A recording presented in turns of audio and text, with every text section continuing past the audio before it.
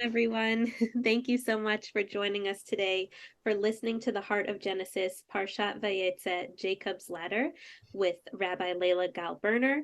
I also want to thank our partners at Road of Shalom in Denver for co-sponsoring today's event. Rabbi Berner was ordained at the Reconstructionist Rabbinical College and holds a second ordination from Rabbi Zalman Schachter-Shalomi of blessed memory. She received her doctorate in medieval Jewish history from UCLA with expertise in the history of Jews in medieval Spain.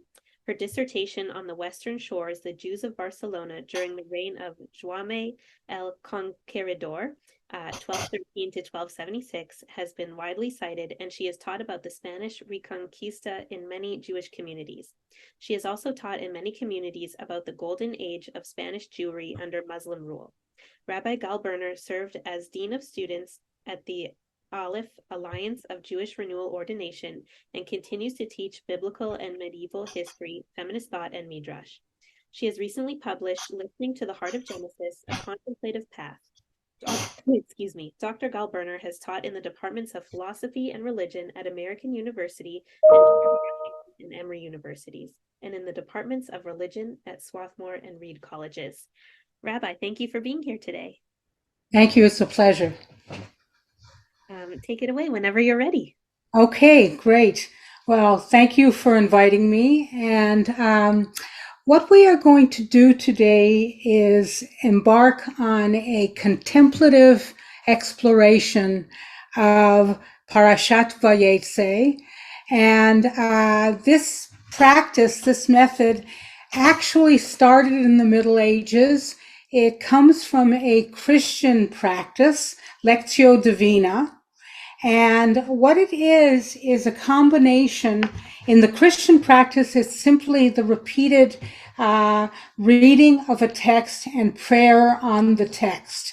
In Judaism, I've developed a method where we listen to the text repeatedly, we listen to a teaching about the text, and then we go into silence to reflect on the text. You will hear the text 3 times. You will hear 3 different teachings, and then there will be a very personal question that each of you can reflect on as you reflect on the text. I have pioneered it in a bunch of different places, and it seems to be working very well as a new gateway into Torah. So I hope that you enjoy it and find value in it. As I said, we are going to enter into Parashat Vayeitzei. The context is Jacob fleeing from Esau after having stolen his older twin's birthright and their father Isaac's blessing. Jacob is filled with fear and doubt. He is alone and lonely. Jacob experiences a time of deep interior searching, what we call in Hebrew a cheshbon nefesh, an inventory of the soul. He knows that the blessing is really Esau's, and that his father Isaac's innermost blessing was meant for Esau.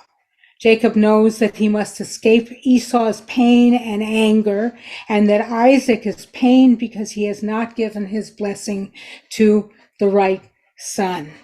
So Jacob is fleeing, he is afraid, he is lonely, and we now come to the first reading after a nigun. I, I, I, I, I, I, I, I, I. I, I, I, I,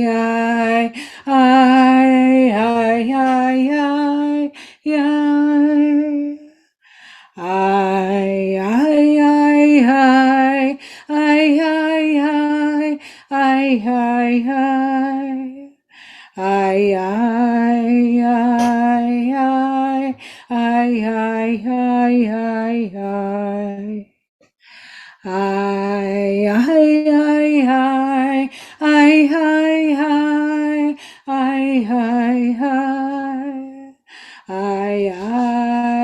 I, I, I,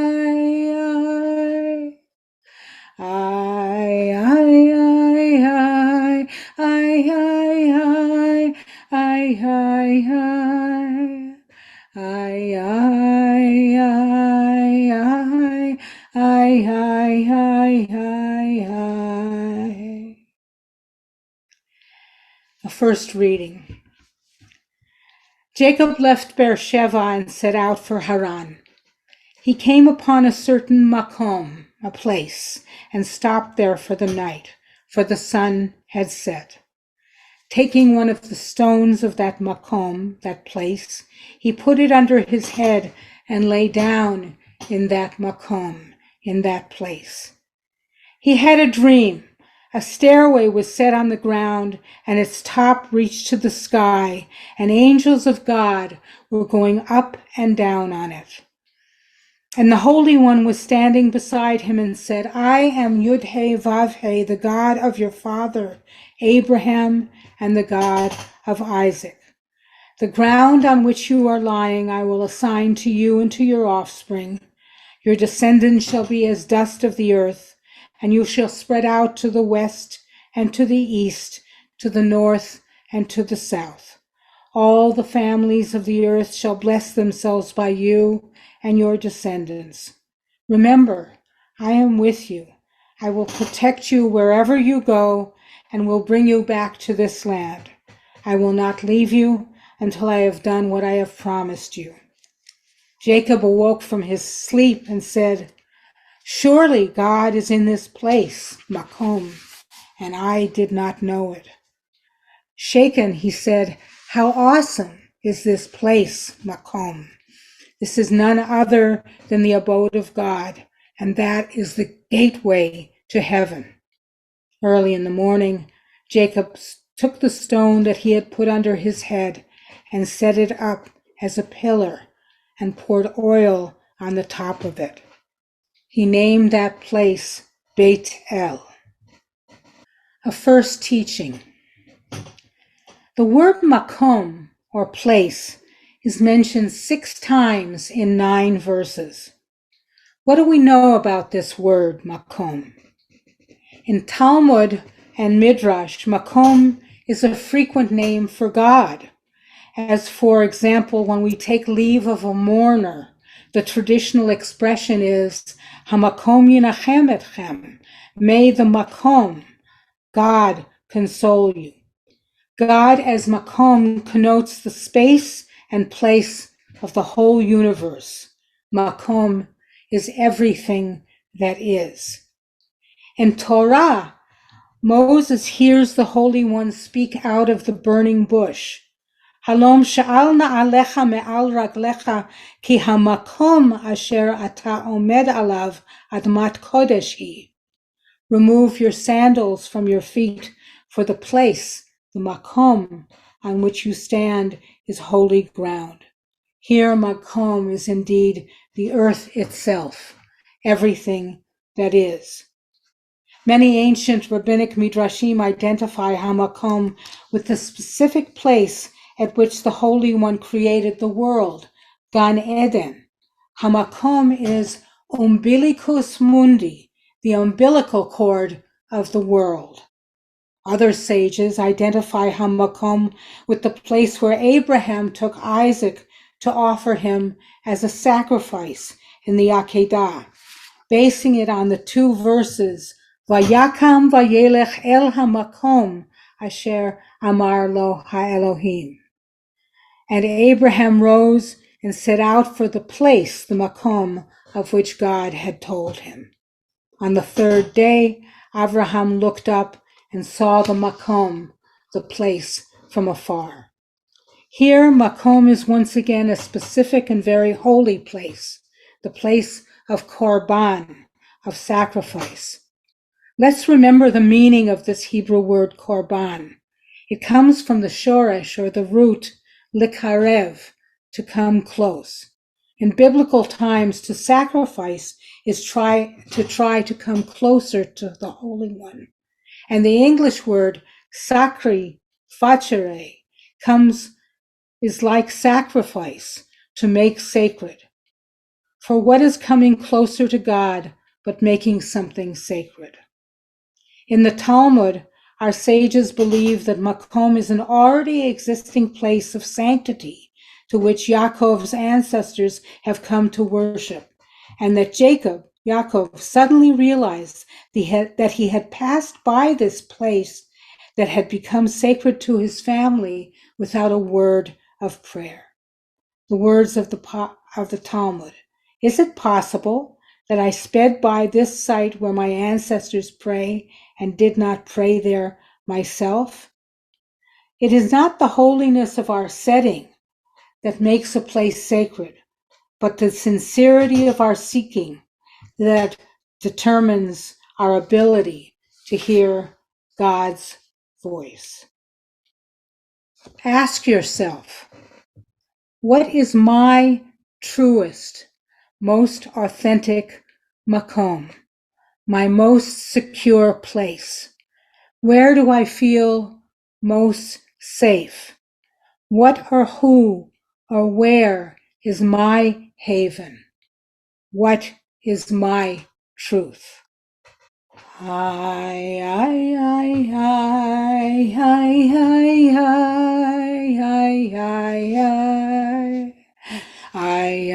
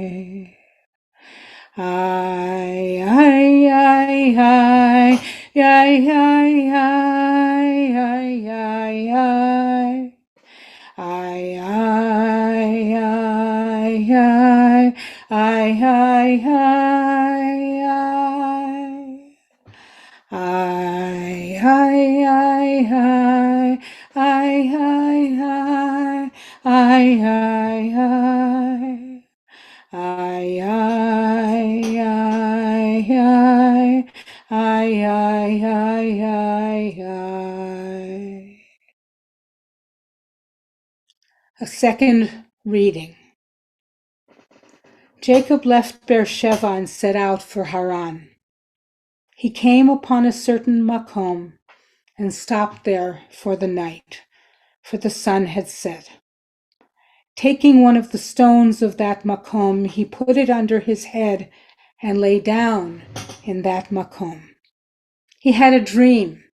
A stairway was set on the ground, and its top reached to the sky, and angels of God were going up and down on it. And the Holy One was standing beside him and said, I am Yud-He, Vav-He, the God of your father Abraham and the God of Isaac. The ground on which you are lying I will assign to you and to your offspring. Your descendants shall be as dust of the earth. You shall spread out to the west and to the east, to the north and to the south. All the families of the earth shall bless themselves by you and your descendants. Remember, I am with you. I will protect you wherever you go, and I will bring you back to this land. I will not leave you until I have done what I have promised you. Jacob awoke from his sleep and said, Surely God is in this place, and I did not know it. Shaken, he said, How awesome is this place? This is none other than the abode of God, and that is the gateway to heaven. Early in the morning, Jacob took the stone that he had put under his head, and he set it up as a pillar and poured oil on top of it. He named that place Beit El. A second teaching. As Jacob sleeps, he dreams of a staircase leading up to heaven, and angels are ascending and descending on it. The Jewish notion of malachim, of angels, is different from the Christian image of sweet cherubic creatures with wings flying around the firmament. For us, Malachim are divine messengers. They often come in human form, like the 3 visitors who appeared to Abraham after Ishmael's birth at the terebinths of Mamre, who are referred to as anashim, men. These men tell Abraham and Sarah that they will bear a child within a year's time. Both Abraham and Sarah laugh at this preposterous idea that elderly Sarah will become pregnant. But as we know, the prediction comes true with Isaac's birth. Immediately after this incident, 2 angels, Malachim, visit Abraham's nephew Lot in Sodom. Rabbinic opinion is almost unanimous that these 2 angels are 2 of the 3 who had just visited Abraham and Sarah. In the story of Jacob struggling or wrestling with a man, the sages identify Jacob's challenger in many ways, including as an angel. Angels come quietly, as did Abraham and Sarah's 3 visitors, bringing good news. See, for example, in the Talmud, Baba Metzia, that identifies Michael as the angel who announces that Sarah will give birth. What does it mean that against all rules of syntax, our text says in Jacob's dream, the angels are ascending and descending to heaven? This means that the angels are here on earth with us. They ascend, then descend. Angels save us from doing destructive acts, as when Midrash tells us that Michael is the angel who stays Abraham's hand from slaying Isaac at the Akedah. And angels struggle mightily with us and wound us, as in Jacob's wrestling with the angel and hurts his hip. Angels soothe and comfort, as when Hagar is out in the wilderness without food or water, watching her beloved son Ishmael dying. God heard the cry of the boy, and an angel of God called to Hagar from heaven and said, "What troubles you, Hagar? Fear not, for God has heeded the cry of the boy where he is. Come, lift up the boy and hold him by the hand, for I will make of him a great nation." And angels often bring us insights, moments of clarity, moments of resolve, moments of knowing what we must do next. Ask yourself, who are my angels? Who has helped me? Who has challenged me? With which angels do I dance? With which angels do I wrestle? Who has been gentle to me? And who has been difficult for me? Ay, ay, ay, ay, ay, ay, ay, ay, ay, ay. Ay, ay, ay, ay, ay, ay, ay, ay. Ay, ay, ay, ay, ay, ay, ay, ay, ay, ay. Ay, ay, ay, ay, ay, ay, ay, ay, ay. Ay, ay, ay, ay, ay, ay, ay, ay, ay, ay. Ay, ay, ay, ay, ay, ay, ay, ay.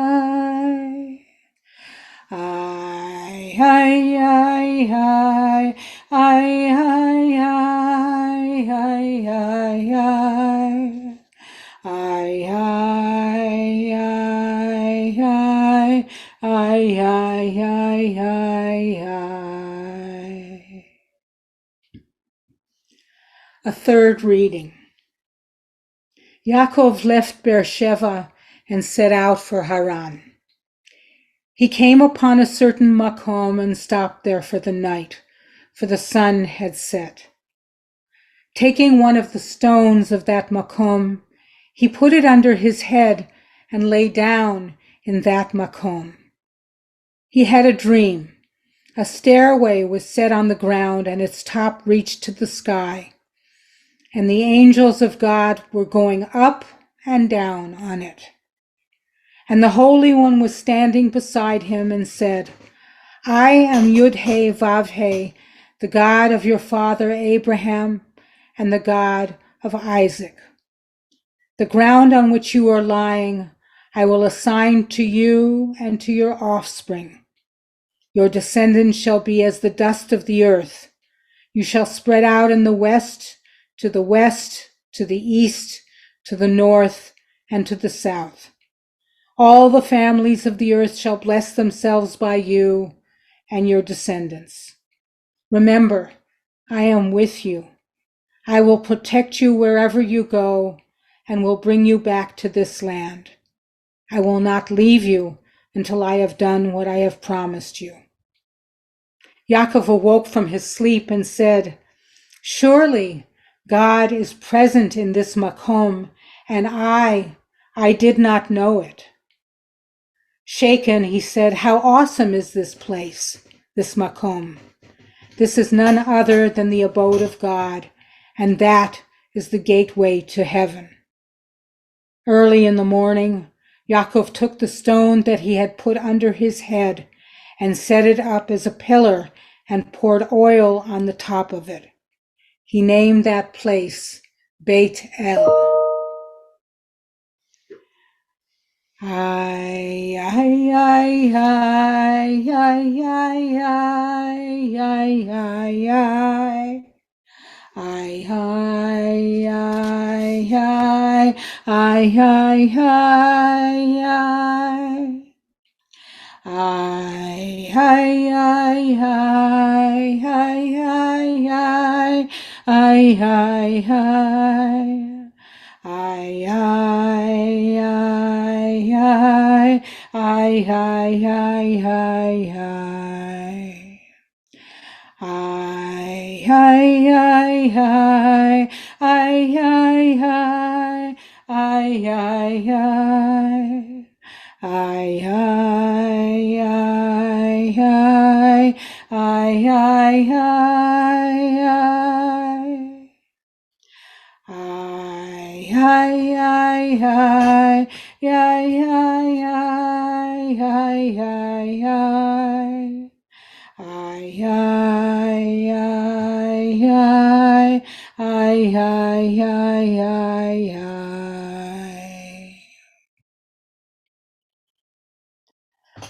A third teaching. When Yaakov awakes from his dream, he immediately says, Achen yesh Adonai b'makom hazeh v'anochi lo yadati. Surely God is in this place, and I did not know it. Notice the grammatical redundancy.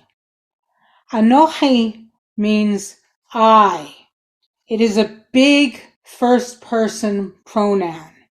The word Anochi is the word that God uses as in Anochi Adonai Elohechem asher hotzeti etchem me'eretz Mitzrayim.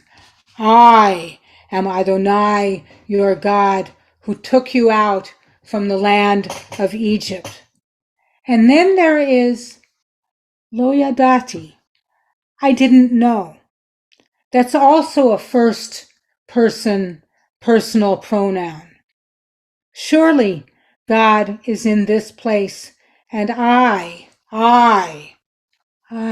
did not know it.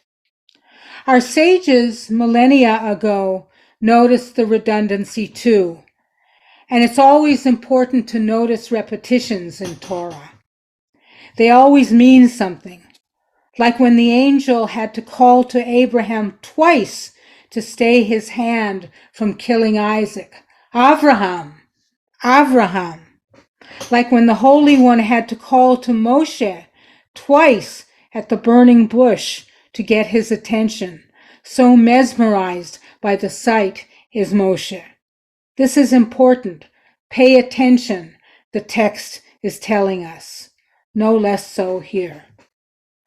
Reb Shlomo of Radomsk, an early 19th century Hasidic leader, also notices the redundancy. Surely God was in this place, and I did not know. This means if the presence of the Holy One indeed dwells here, if I have invoked the holiness in this place, it must be because my I did not know. I obliterated everything that was in me, my sense of self-awareness, any consciousness of ego, any trace of self-intention. Everything was now only for the sake of the holy name itself, for the sake of unifying the holiness within all being and its presence. Contemporary rabbis, Lawrence Kushner and Rabbi Kari Olitsky, elucidate Reb Shlomo's teaching. Quote, here, Reb Shlomo brings us to the edge of language. By changing the translation, offering an interpretive translation, he suggests that we must get rid of ourselves in order to know God. We must exit the self-reflective mode of consciousness, for it impairs our ability to attain awareness of God's presence. In other words, we have to dance with so much of ourselves that when the music has stopped, we realize that we're totally unaware that we and God were dancing together. End quote.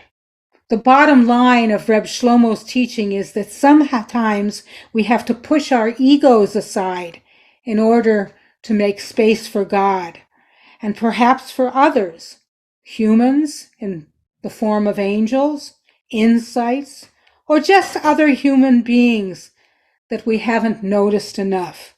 We have to get out of our own way. Ask yourself, have there been moments when I have had to get out of my own way to deeply perceive God or other people? Have I had moments of deep insight, of clarity, when there was space in my heart for God, for other people, when I could surely say, surely there is God in this place, and now I know it. I, I, I, I, I, I, I, I, I, I, I, I,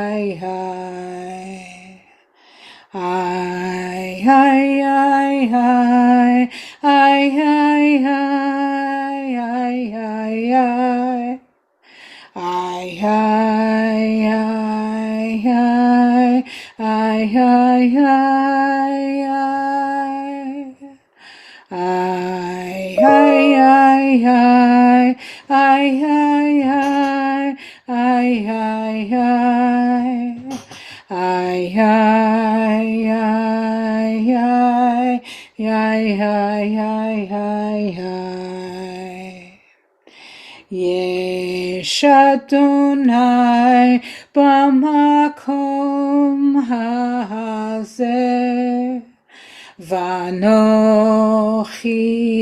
lo yadati. Yesh Adonai b'makom hazeh, Vanochi lo yadati.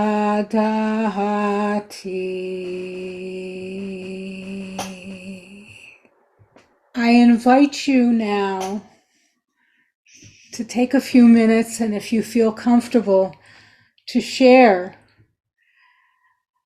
how this gateway into Torah feels for you.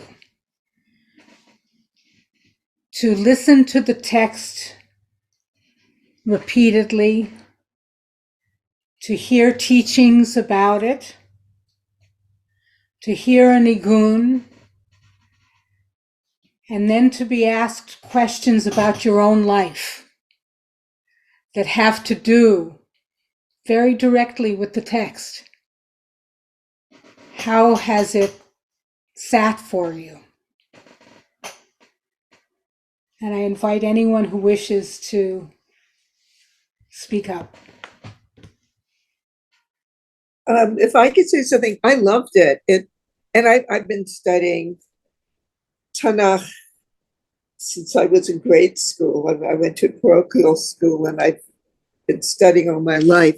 This is a beautiful way of learning. It brings it home.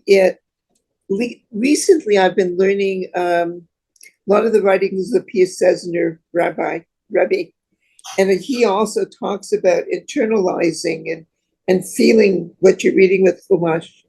And this really, really does it. It really brings it home and internalizes it, and it gives it a spiritual awakening within. So thank you so much. This has been a lovely teaching. Thank you. Other thoughts? I'm going to say I loved it also. I always love this kind of stuff anyway. Now, one of the things that I've always noticed about Torah is that I get weird answers to things that, I wasn't expecting. And that's one of the reasons why I love doing this sort of, work and everything, because I do get weird answers that I wasn't expecting about things. And so that's kind of a lot of what I was seeing. Now, I kept turning my camera off because I wanted to close my eyes and just listen, not have any distractions and everything. So I would say that probably my, tough point on this is distraction. And so that's why I made sure I limited the distractions. But yeah, thank you very much for doing this. So. Steve, I think I saw your hand up. Oh, yes. Thank you very much. I have two general questions, and then hopefully not a negative commentary. Number one, the naguns that you sing and that Shmuley sings, are they improvisational or are they actual written down pieces of music? It depends on the Parsha. Sometimes they are traditional Hasidic nigunim. In this case, this was a nigun that came to me years ago, and particularly because of that one line, surely God is in this place, and I did not know it. And I just started singing it, and it's become the nigun for that line. I love that. I almost think that if my football team had a nagun before a game, they would do a lot better. It would calm them down. The second thing I wanted to ask is, you mentioned stairwells a lot, or stairways to heaven. Were there actual big stairways that ancient Hebrewists could have drawn on to mention that in text? Where did they get the idea of stairway?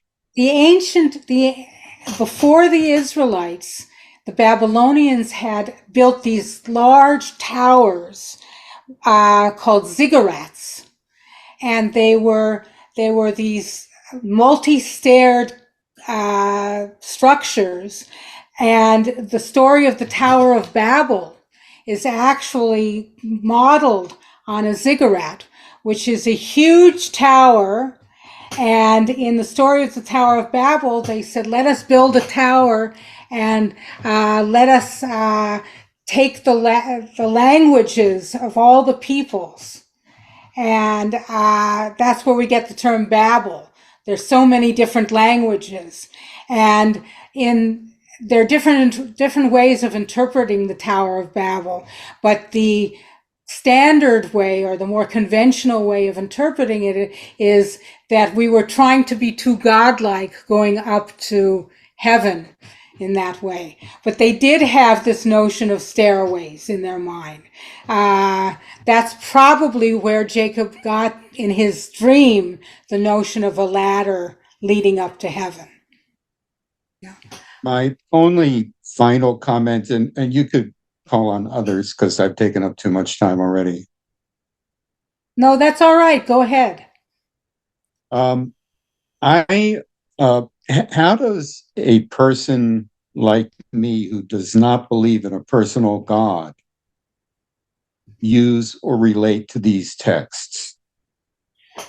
That's a very big question, but what I would tell you is that think of the places that inspire you, whether it's nature, whether it's a feeling between you and another human being.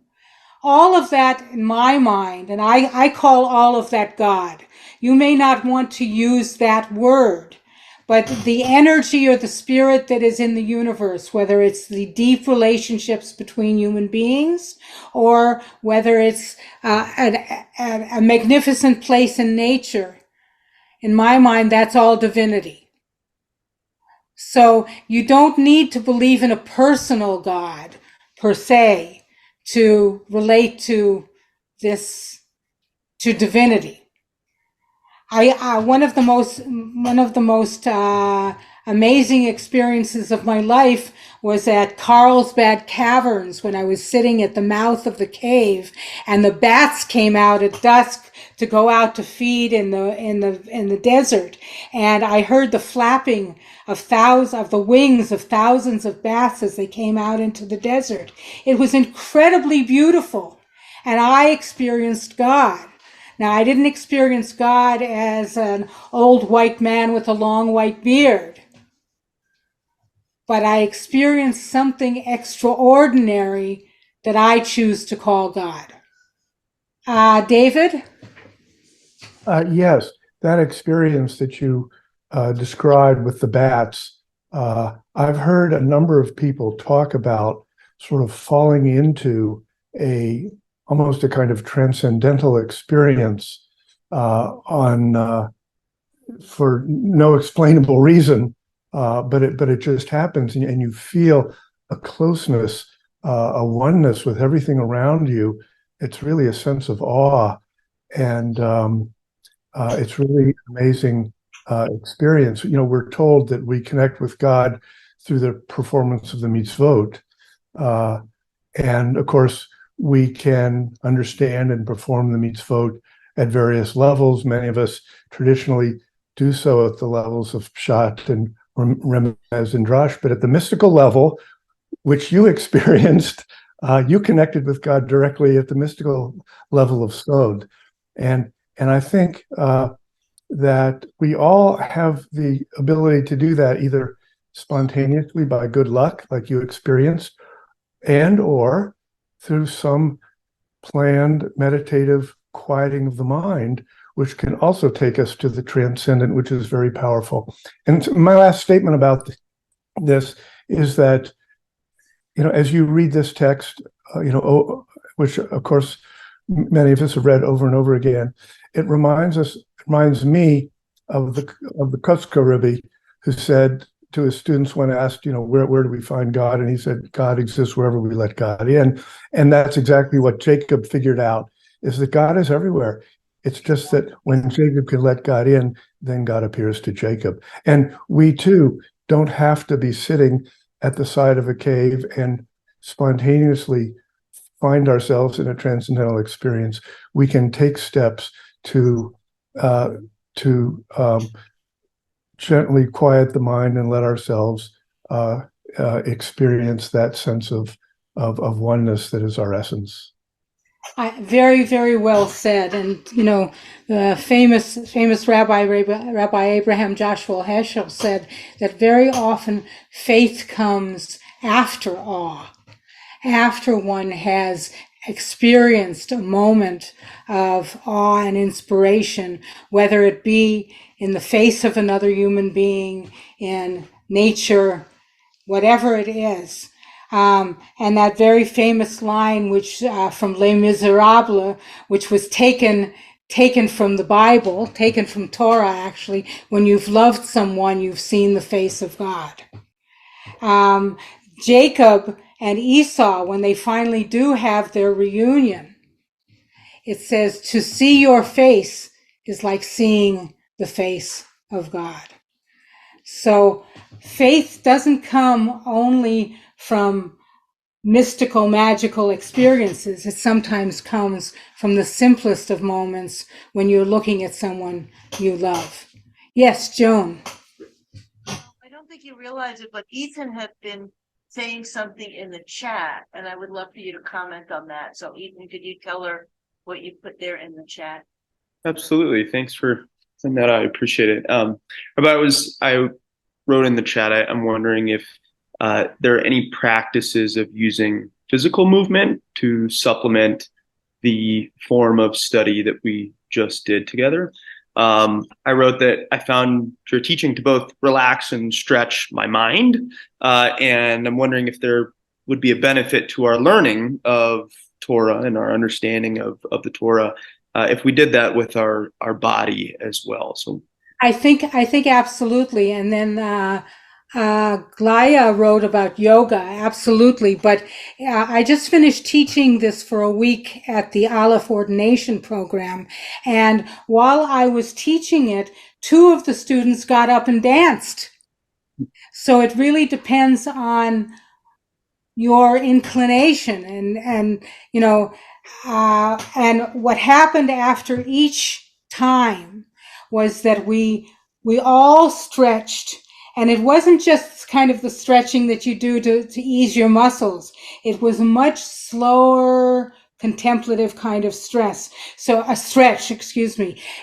absolutely you can adapt embodiment into this practice. I did want to say to you that because I was a little concerned about time, I did the silences shorter than I normally would have. That usually I spend 5 to 6 minutes in between each question and the silence. The silence is 5 to 6 minutes following the questions. And the practice for each Parsha usually takes about an hour and a quarter. So if you want to try it with a group of people, this is shameless self-promotion, but my book, which is Listening to the Heart of Genesis, A Contemplative Path, has a facilitator's guide in the back and has 17 chapters in it for all the Parshiot in Genesis, in Sefer Bereshit. And you could start your own group and work with this. My goal is to get it out into the world and to have people really work in a contemplative manner. Thank you for putting that up there, Alex. I appreciate it.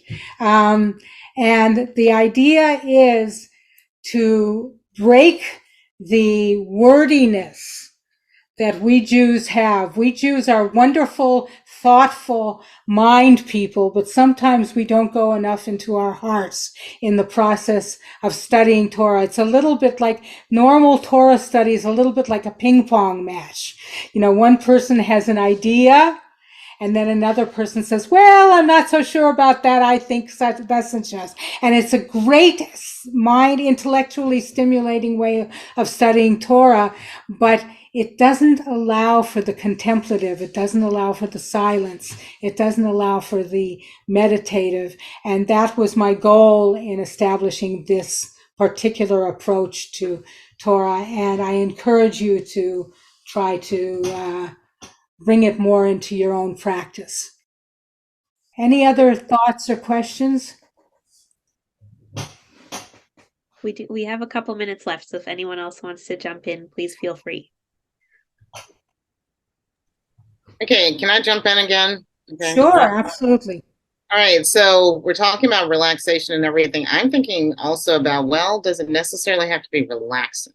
Because what I'm kind of thinking, like, I'm just got my wheels turning right now, though. Like, if we're reading a part, like, say, for instance, the part when there's Amalek comes up and out of like nowhere and starts a battle and everything like that, and then you're doing this like really extreme workout, like basically like, and you're like really like battling it out and everything like that. Or like a part when people are mad at each other, like, you know, Leah and Rahel, and then you know, like basically though you're competing in your, you know, game or whatever. I mean, I think there's a lot that could come out of doing something like that. Now, I like workouts, so that's just me. But anyway. You're right. It doesn't always have to be relaxing. On the contrary, there are times when this kind of reflection and contemplation brings up tough stuff. And Torah brings up tough stuff for us. It's not an easy set of books for us. And it brings up moral dilemmas and ethical dilemmas and situations that aren't so easy. For example, in the class that I taught last week, we actually explored Lot's wife and the tragedy of losing two married daughters and seeing her hometown destroyed and devastated. And when she's turned into a pillar of salt, what is that? That's profound grief. The tears that she comes down with is the salt that petrifies her, but not necessarily as a petrification of stone. It's a petrification of her life. She lost two children and she lost a whole life and a whole home. And we asked the question in the class, what happens to a human being who tragically has lost somebody, a child or a loved one? One person called it a life sentence. Is one petrified for a lifetime? And so this is not easy work. Sometimes it's relaxing, sometimes it's affirmative, and sometimes it's very disturbing. So thank you for bringing that up. The Israeli Tanakh teacher who uses drama to teach, I don't remember his name, but I can tell you that here in the United States, there is Peter Pitzele, who talks about bibliodrama. And that's the person you were thinking of? Yes. No, someone else. But bibliodrama is The drama, and she's an Israeli. She's an Israeli in Israel, but she uses the term bibliodrama. Exactly. The name of the person in Israel, her first name is Tamar. Nachon. Tamar Peleg. It just came to me. Nachon. And she learned the method from Peter Pitzele, who has written 2 books about bibliodrama. And it's amazing. It's an amazing method as well. So between bibliodrama, kriat hakodesh, contemplative Torah, and others, you can find a whole array of gateways into Torah. Okay, well, Rabbi Gal Berner, thank you so much. Thank you again for giving me this time. It was a joy to teach you and to learn from you. Oh, thank you. It was a joy to have you. I just want to let everyone know before we sign off about our next class, which will be on Monday at 10 a.m. Pacific time. We will be hearing from Dr. Johnny Schnitzer for his class. When was the last time you invited God to a social get-together? So we hope you can all join us for that as well. And thank you again. Have a great day.